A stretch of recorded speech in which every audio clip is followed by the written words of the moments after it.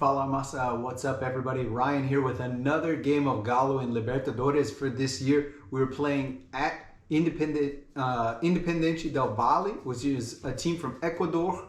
We are tied with them on points right now, so whoever wins this game will be the leader of Group D.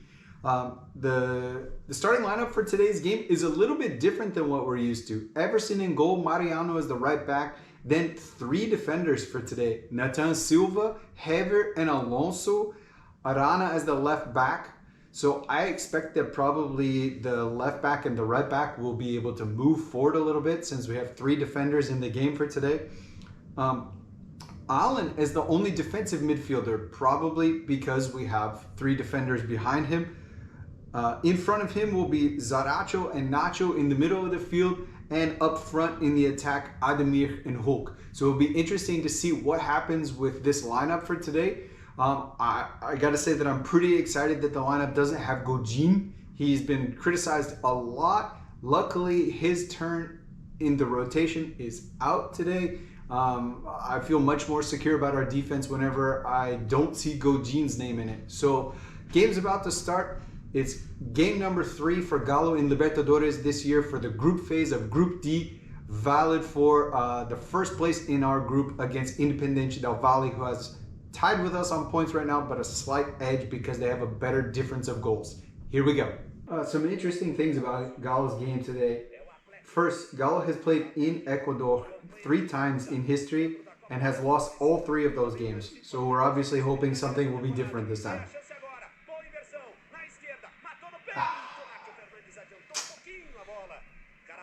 Also, Galo has the last 6 games as a visitor. Galo has won all of those, if you count all of the different competitions that we're in right now. So Galo could go for a 7th record win as a visitor if we would win the game today.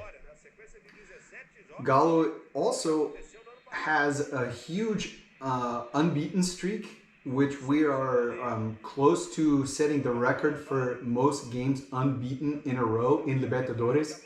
Last year in Libertadores, even though we didn't win, we left the competition with never losing a game. We went out after 2 ties, reason being that we tied at home and the other team had an away goal, so we went out on this rule, which no longer exists for this year. So Galo has a huge number of games in a row unbeaten in Libertadores. We would need to get this game and the next game without losing, and we would tie the record of all time, which is held by 2 teams. Flamengo is one of them, and I want to say that the other one is Sporting Cristal. So Galo is on track for something major basically is going to happen out of this game. Either it will be the first time that we win and we continue these streaks, or those other streaks will fall and we will continue our streak of never winning in Ecuador. So there's a lot at stake here. Some kind of statistic is going to get broken in this game no matter what happens. Go! Hook! Hell yeah, 7 minutes, Galo on the scoreboard. Hulk. Olha ele aí! Hulk. Wow. I really believed that the goalie had secured this ball. And when I saw that it was inside the goal and Hulk was celebrating, I couldn't believe it. I really thought that the goalie had gotten his hands on this ball and held on to it. Awesome for us that he didn't. 1-0 Galo at 7 minutes.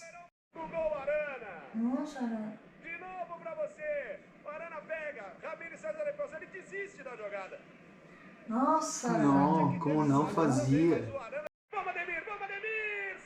Nossa, Ademir deu a bola pro goleiro. He gave the ball straight to the goal. Fim do primeiro tempo, end of the first half. Galo's winning 1-0. I actually think they were doing pretty well. There's been some scares on defense where the other team has arrived pretty well, but I think that we're doing well. The problem is that we've had some really good opportunities that we've wasted, and if we wind up tying this game or losing, we're going to really regret these wide open chances that we lost. It should easily be 3-0 for Galo right now. 45 more minutes to see what happens. We might come away with our first ever win in Ecuador. We'll see in the second half. Started the second half for Galo. We're winning 1-0, but today I hope that we remember to play in the second half. I hope that the players remember there's still 45 more minutes, because in the last game at home against Curitiba, we were winning 2-0 at halftime, gave it away by not playing in the second half, and gave away a tie.